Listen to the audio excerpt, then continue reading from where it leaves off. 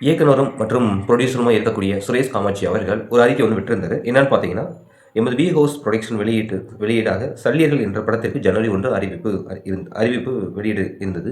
ஆனால் வெறுமனமே 27 திரையரங்குகள் மட்டுமே கிடைக்கின்றன. இன்று சிறிய படங்கள் நிலைமை இப்படித்தான் இருக்கிறது. தமிழ் மக்களுக்கு சார்ந்து ஈழப் போராட்டம் சார்ந்து எடுத்துள்ள மக்களுக்கான படத்தை இங்கே வெளியிட இவ்வளவு போராட்டம். குறிப்பாக பிவிஆர் திரையரங்கம் ஒரு திரையரங்கு கூட தரவில்லை. எங்கிருந்தோ வந்த மக்கள் படத்தை சுரண்டி கொளுத்துவிட்டு எம்மையும் புறக்கணிக்கும் செயலை செய்ய முடிவெடுத்தபடி பெரிய படங்களுக்கு கொடுக்கும் மரியாதை சிறிய படங்களுக்கு தராதது ஒரு நவீன தீண்டாமை அப்படின்னு சொல்லியிருக்காரு. இன்று சுரேஷ் காமாட்சிக்கு வந்த நிலைமை நாளைக்கு இன்னொரு தயாரிப்பாளருக்கும் நடக்கலாம். சல்லியர்கள் படம் ஓடிடி தளத்தில் வெளியாக உள்ளது. உலகம் முழுவதும் உள்ள தமிழர்கள் இப்படத்தை பார்த்து ஆதரவு தாருங்கள். தயாரிப்பாளர் சுரேஷ் காமாட்சி அவர்கள் தொடர்ந்து அவர் ஒரு தமிழ் தேசிய ஆதரவாளர் தான். தன்னை தமிழ் தேசிய ஆதரவாளர் வெளியே ஓப்பனாக சொல்லக்கூடிய ஒரு நபராகவும் ஒரு இயக்குநராகவும் அதிக மக்களால் அறியப்பட்ட ஒரு நபராகவும் இருக்கிறாரு. இந்த படத்தை எடுத்த டைரக்டர் பார்த்தீங்கன்னா கிட்டு. அவர் பார்த்தீங்கன்னா முழு தமிழ் தேசியத்தை உள்வாங்கி அதற்காகவே செயல்படக்கூடியவும் அதற்காகவே படம் எடுக்கக்கூடிய நபர் தான் கிட்டு அவர்கள். இவர் கூட மேதகு அப்படிங்கிற ஒரு படம் எடுத்திருந்தார். அதை தொடர்ந்து சல்லியர்கள் மிகப்பெரிய அளவுள்ள தமிழ் தேசியவாதி ஆதரவாளர்கள் மற்றும் தமிழ் தேசியத்தை முழுமையை ஏற்றுக்கொண்ட நபர்கள்ட்ட இந்த படம் மிகப்பெரிய ஒரு எதிர்பார்ப்போடு தான் இருந்துருந்துச்சு. எதிர்பார்ப்பை தாண்டி 2023 ஆண்டு காலத்தில் எடுத்து முடிக்கப்பட்ட படம். சில நாட்கள் தேதிகள் கடந்து 23, 24 அந்த வருடத்துக்குள் எடுக்கப்பட்ட இந்த படம் இந்த ஜனவரி 26 வெளியிடுவதாக இருந்துச்சு. இதுதான் திட்டம் தீட்டியிருந்தாங்க. ஆனால் திட்டமிட்டு இது தமிழ் தேசியத்தை சார்ந்து இந்த படம் இருக்கு.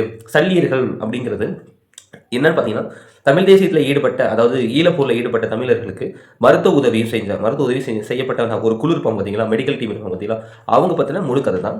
இந்த படம் மூலமாக சல்லியர்கள் யார், இவங்களுக்கும் ஈழத்தோட மக்களுக்கும் என்ன சம்பந்தம், தமிழ்நாட்டு மக்களுக்கும் இவங்களுக்கும் என்ன சம்பந்தம், தமிழக அரசுக்கும் இவங்களுக்கு என்ன சம்பந்தம் அப்படிங்கிறத தெளிவாக சொல்லக்கூடிய ஒரு படமாக இந்த படம் இருக்குங்கிறத எல்லாரும் சொல்லக்கூடிய ஒரு விஷயமாக நம்ம பார்த்துட்டு இருக்கோம். இப்போ இந்த படம் பார்த்தீங்கன்னா ஓடிடி பிளாட்ஃபார்மில் ரிலீஸ் பண்ணுறாங்க. தேட்டர் கிடைக்கல, வெறும் 27 ஸ்க்ரீனில் மட்டும் தான் கிடைச்சிருக்கு.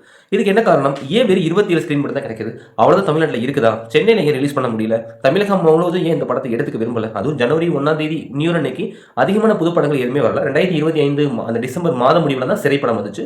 சிறைப்படத்தை அப்பவே பார்த்துட்டாங்க. இப்போவும் நல்லா ஓடிட்டு இருக்கு. ரொம்ப அருமையான ஒரு படம். அதை தொடர்ந்து வேற எந்த படமும் ஜனவரி 1 வரல. ஜனவரி 9, 10 அந்த டயத்தில் பார்த்தீங்கன்னா ஜனநாயகனும் பராசக்தியும் வருது. இந்த இடைப்பட்ட நேரத்தில் இந்த படம் ரிலீஸ் பண்ணால் மக்கள் அதிகமாக பார்ப்பாங்க, மக்கள் முடிவு பண்ணுவாங்க படம் நல்லா இருக்கா இல்லையான்னு சொல்லி எல்லாருமே சேர்ந்து அந்த படத்தை தயாரிப்பு குழுவும் இயக்குனர் குழுவும் எல்லாருமே சேர்ந்து எடுக்கப்பட்ட முடிவு தான் ஜனவரி 1 ரிலீஸ் பண்ணலாங்கிறத பிளான். ஆனால் இப்போ என்ன நடந்திருக்கு? தேட்டர் கிடைக்கல. முக்கியமாக பிவிஆர் சினிமா, கண்டிப்பாக சென்னையில் எல்லாம் கேள்விப்பட்டிருப்பீங்க. சென்னையில் உள்ள அதிகமான தேட்டர் உள்ள உரிமையாளர் அந்த பிவிஆர் இருக்காங்க. அவங்க முழுக்க எந்த ஸ்க்ரீனுமே கொடுக்கல. மேலும் 27 தேட்டர் மட்டும் தான் தமிழகம் முழுவதுமே கொடுக்கப்பட்டிருக்கு. இது மிகப்பெரிய ஒரு அந்த படத்துக்கு பின்னடைவை கொடுக்க அதிகமான காரணங்களாக இருக்கும். என்ன காரணம் எப்படின்னு கேட்டீங்கன்னா, சாதாரணமாக ஒரு படம் எல்லாருமே கொடுத்துட்டு ஒரு 1 டே 2 நாள் 1 நாள் பார்ப்பாங்க. ஸ்க்ரீனால் எல்லாமே ஃபில் ஆகுதா, பார்க்கக்கூடியவங்க அந்த படத்தை ரசிக்கிறாங்களா, மக்கள் ஏற்றுக்கிட்டாங்களா அப்படின்னா அதுக்கடுத்து தேட்டர்கள் கூடும். அப்படி இல்லையா, கொடுக்கப்பட்ட தேட்டர்களில் பாதியாக குறையும். ஆனால் இந்த படம் ரிலீஸ் ஆகிறதுக்கு முன்னாடியே இது தேட்டர்லேருந்து மறுக்கப்படுது, வெளியேற்றப்படுது. இதுக்கு காரணம் தமிழ் தேசியங்கிற அந்த ஒரு கருத்தியல் தானா, இல்லை தமிழ்ங்கிற ஒரு பிரச்சனைனாலையா? ஏன்னா பிவிஆருங்கிறவங்க தமிழ்நாட்டை சேர்ந்தவங்க கிடையாது, தமிழ் மக்களும் கிடையாது. அவங்க பிற மாநிலத்தை சேர்ந்த நபராக தான் இருக்காங்கிறது அவரே சொல்கிறாங்க. ஏன்னா எங்கிருந்தோ இங்கே தமிழ் மக்கள் வச்சு நீங்கள் சம்பாதிக்கிறீங்க, ஏன் இந்த மாதிரி விஷயங்கள் பண்ணுறீங்கன்னு சொல்லி கேட்கும்பொழுது நம்மளால் அதை புரிஞ்சுக்கவும் முடியுது. இப்போ பார்த்தீங்கன்னா பராசக்தி, திராவிடத்தையும் பெரும் நெருப்பு அப்படின்னு சொல்லி ஒரு கான்செப்டில் கொண்டு வர பராசக்தி மற்றும் தமிழர்கள் தமிழ்நாட்டில் நடந்த நிகழ்வை பேஸ் பண்ணி எடுத்திருந்தாலும் அது திராவிடங்கிற அந்த கருத்து வச்சு தானே இந்த படம் வருது. ஆனால் அந்த படத்திற்கு முக்கியத்துவம் கிடைக்குது. இப்போ நீங்கள் திராவிடத்தை பேஸ் பண்ணி நீங்கள் எந்த படம் எடுத்தாலும் அதுக்கு ரொம்ப முக்கியத்துவம் கொடுத்து நிறைய ஸ்க்ரீன் ஸ்பேஸ் கிடைக்குது, நிறையா உங்களுக்கு ஒரு முன்னுரிமை கிடைக்குன்னு வச்சுங்களேன். ஆனால் தமிழை பேஸ் பண்ணி நீங்கள் எடுக்கக்கூடிய படங்களுக்கு பார்த்தீங்கன்னா முன்னுரிமை கிடைக்கிறது இல்லை. இந்த பிரச்சனை எங்கே ஸ்டார்ட் ஆகுது? தமிழ் தேசியங்கிறது ஒரு காரணத்தினால தான். ஏன் சல்லியர்களை பற்றி நம்ம தெரிஞ்சுக்கணும். ஏன்னா தமிழ் தேசியங்கிறது மேதகு பிரபாகரன் அவர்கள் அந்த காலகட்டத்தில் ஈழப்போர் நடந்தப்ப என்னென்ன பிரச்சனைகள் ஃபேஸ் பண்ணாங்க, ஈழப்போர் மக்கள் எப்படிலாம் வீழ்த்தப்பட்டாங்க, அவங்களுக்கு என்னென்ன துரோகங்கள் நடந்துச்சு, தமிழ்நாட்டில் தான் அவங்களுக்கு என்ன பிரச்சனை, தமிழ்நாட்டு அரசாங்கம் என்ன பண்ணுச்சு, நல்லது பண்ணுச்சா கெட்டது பண்ணுச்சா, பிரபாகரன் அவர்கள் என்ன பண்ணாரு, அங்கே உள்ள போராளிகள் என்ன பண்ணாங்க, கரும்புலிகள் என்ன பண்ணாங்க, இப்படி ஏகப்பட்ட கேள்விகளுக்கு இப்போ வரைக்கும் தமிழ் தேசியங்கள் விளக்கம் கொடுத்துட்டு இருக்காங்க.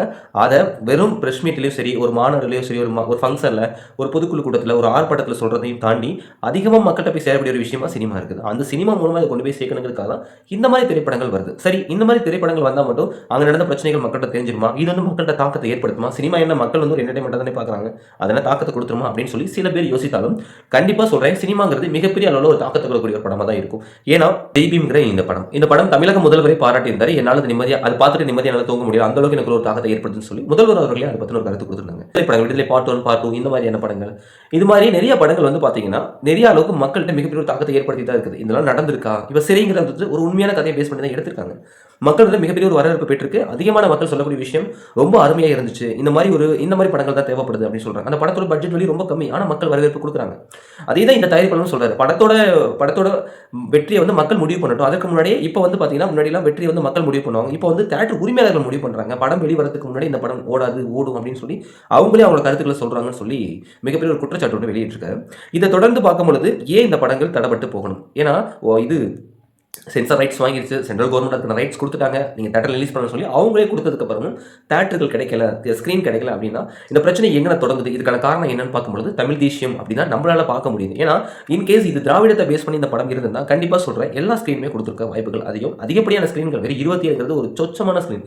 இது மூலமாக இந்த படத்தோட கருத்தை மக்கள்கிட்ட போய் கொண்டு போய் சேர்க்க முடியாது, என்ன நடந்துச்சுன்னு மக்களுக்கு தெரியாமலே போயிடும். ஆனால் திராவிடத்தை பேஸ் பண்ணி எடுத்தாங்கன்னா இந்நேரம் 27 வந்து பார்த்தீங்கன்னா ஒரு 500 600 அந்த மாதிரி ஸ்க்ரீன்கள் போகிறதுக்கு வாய்ப்புகள் இருந்திருக்கும். ஆனால் இது தமிழை பேஸ் பண்ணி முக்கியமாக சல்லியர்கள்ங்கிறவங்க ஈழத்தில் உள்ள மக்களுக்கும் அந்த போரில் ஈடுபட்ட வீரர்களுக்கும் ஒரு முக்கியமான ஒரு பங்கு வகித்து உதவியவங்க தான் சல்லியர்கள், மருத்துவ சிகிச்சை கொடுத்தவங்க.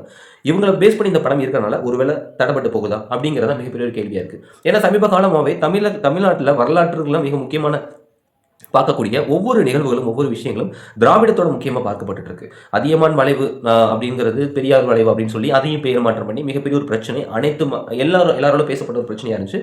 அப்புறம் அதியமான் பேர் மாற்றிட்டாங்க, மறுபடியும் பெரியார் பேர் மாற்றினாங்க, மறுபடியும் அதியமான் பேர் மாற்றிட்டாங்க.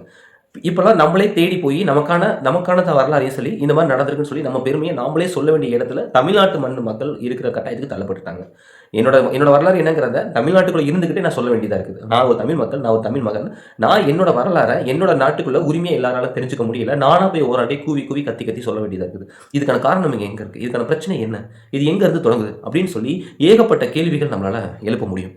ஆனால் சல்லியர்கள் மூவி இந்த திரைப்படங்கள் மூலமாக மக்கள்கிட்ட மேக்ஸிமம் கொண்டு போய் சேர்த்துட முடியும், சல்லியர்களை பற்றி தெரிஞ்சுக்கிட்டோம் அப்படின்னு சொல்லி திரையரங்குகள் மூலமாக முயற்சி எடுத்தாலும் அதற்கான ஒரு கட்டுப்பாடுகள், அதற்கான ஒரு தடைகள் வந்து எழுந்துகிட்டு தான் இருக்குது.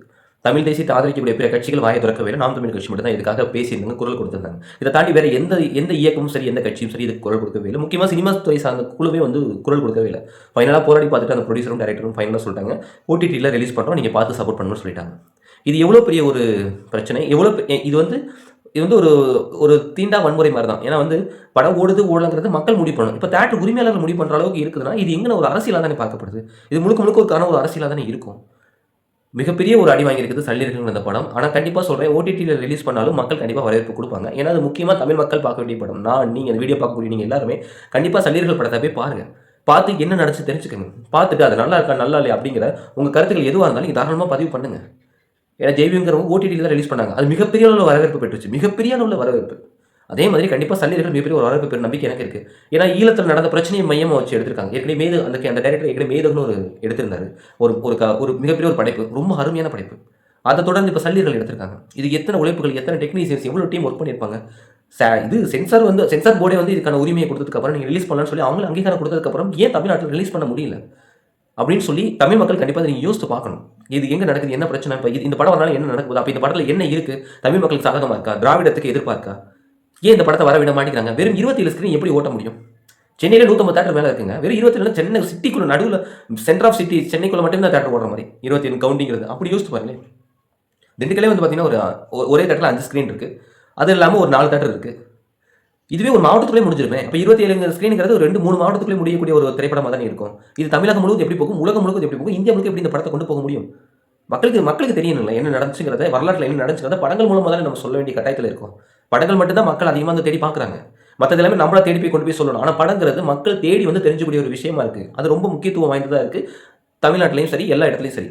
அப்படி ஒரு பிளாட்ஃபார்மை பயன்படுத்தி ஈழத்தில் நடந்தது என்ன, சல்லியர்கள்ங்கிறவங்க யார், அவங்க என்ன இந்த மண்ணுக்கு போராடினாங்க, அவங்களோட உதவி எந்த அளவுக்கு இருந்துச்சு அப்படிங்கிறது தமிழ் மக்கள் தெரிஞ்சு அவங்க ஆதரவு கொடுக்கட்டும், அவங்க முடிவு பண்ணட்டும், பார்க்குற பார்வையாளர்கள் முடிவு பண்ணட்டுமே. ஏன் தேட்டர் உரிமையாளர்கள் முடிவு பண்ணுறாங்க?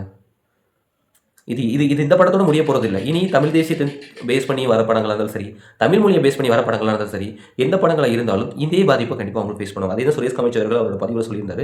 எனக்கு நடக்கிறது கண்டிப்பாக இன்னொரு இயக்குனர் நடக்கும்னு சொல்லியிருந்தார். கண்டிப்பாக அது நடக்க தான் போகுது. தமிழ் சினிமாவை சேர்ந்த அந்த சங்கமே அமைதியாக இருக்குங்க, அவங்களே குரல் கொடுக்கல. தமிழ் தேசிய ஆதரிக்கக்கூடியவங்க, தமிழ்நாட்டில் இருக்கக்கூடியவங்க, தமிழ் மக்கள், நீங்கள் எந்த கட்சிக்கான பரவாயில்ல எங்க எந்த கருத்தில் ஆதரிக்கக்கூடிய நபராக தாங்க OTTயில் இந்த படத்தை ரிலீஸ் பண்ணுறாங்க. தயவு செஞ்சு போய் பாருங்கள், பார்த்து ஆதரவு கொடுங்க. நல்லதுன்னு சொல்லுங்கள், கெட்டதுன்னு சொல்லுங்கள், ஆனால் போய் பாருங்கள். ஏன்னா மிகப்பெரிய ஒரு போராட்டத்துக்கு அப்புறம் இந்த படம் வந்து வேறு வழி இல்லாமல் OTTயில் ரிலீஸ் பண்ணுறாங்க. திரையரங்குகள் மூலமாக மக்களுக்கு தெரிய வேண்டிய ஒரு கருத்து OTT மூலமாக மக்களுக்கு தெரியுது. அதனால இந்த வீடியோ பார்க்கக்கூடிய அன்பு உறவுகள் தயவு செய்து அந்த படத்தை போய் பாருங்கள். ஓடிடியில் ரிலீஸ் பண்ணுறாங்க, போய் பாருங்கள். பார்த்து முழு ஆதரவு கொடுங்க. நல்லது இருந்தால் நல்லதுன்னு சொல்லுங்கள், கெட்டது இருந்தால் கெட்டதுன்னு சொல்லுங்கள். உங்களுக்கு கருத்துக்கள் சொல்லுங்கள். ஆனால் படம் பாருங்கள், பார்த்து தெரிஞ்சுக்கோங்க. சண்டியர்கள் யாருன்னு தெரிஞ்சுக்கோங்க. அந்த இலங்கை போரில் அந்த இயக்கத்தில் இருக்கும்போது அவங்க என்னென்ன பணியாற்றுறாங்கன்னு தெரிஞ்சுக்கோங்க. தமிழக அரசுக்கும் தமிழ்நாட்டு மக்களுக்கும் இவங்களுக்கு என்ன சம்மந்தம், இவங்க ஃபஸ்ட்டு யார் அப்படிங்கிறது தெரிஞ்சுக்கோங்க. இதெல்லாம் மிக முக்கியமான ஒரு படைப்பு. இதை யாருமே தவிர்த்துறாதீங்க. தயவு செய்து போய் பாருங்கள். மேலும் இந்த மாதிரி சண்டியர்கள் 3 இந்த மூவிக்கு, இந்த மிகப்பெரிய ஒரு படைப்புக்கு நடந்த இந்த ஒரு பெரும் துயரத்தை பற்றி நீங்கள் என்ன சொல்லி கமெண்ட் பாக்ஸில் கமெண்ட் பண்ணுங்கள். கண்டிப்பாக சொல்ல மக்கள் வரவேற்பு கொடுக்க நம்பிக்கை எனக்கு இருக்குது. தமிழக மக்கள் கண்டிப்பாக இந்த படத்தை ஆதரிப்பாங்க. என்ன இந்த படத்தை தேட்டரில் ரிலீஸ் பண்ணுறேன்னு நினைக்கிற அளவுக்கு இந்த படம் மிகவும் அருமையான ஒரு படமாக இருக்கும். ஜெய்பீம் படம், சார்பட்ட பரம்பரை படம்லாம் தேட்டரில் ரிலீஸ் பண்ணலன்னு சொல்லி நிறைய பேர் வருத்தப்பட்டாங்க. அதை தாண்டி 100 மடங்கு மக்கள் வந்து கண்டிப்பாக எதிர்பார்ப்பாங்க இந்த படத்தை என்ன தேட்டர் ரிலீஸ் பண்ண விட்டாங்கன்னு. ஏன்னா அந்தளவுக்கு மிக சிறப்பாக இருக்கிற நம்பிக்கை எனக்கு இருக்குது. ஏன்னா இயக்குனர் அந்தளவுக்கு சிறப்பான இயக்குனர். தொடர்ந்து இந்த படத்துக்கு ஓடிடி ரிலீஸ் பண்ணுறாங்க. பார்க்கக்கூடிய மக்கள் தயவுசெய்து அந்த படத்துக்கு சப்போர்ட் பண்ணுங்கள். உங்களோட ஆதரவு இந்த டயத்தில் ரொம்ப முக்கியமாக தேவைப்படுது. அந்த படத்துக்கு நீங்கள் தான் முக்கியத்துவம் கொடுக்கணும்.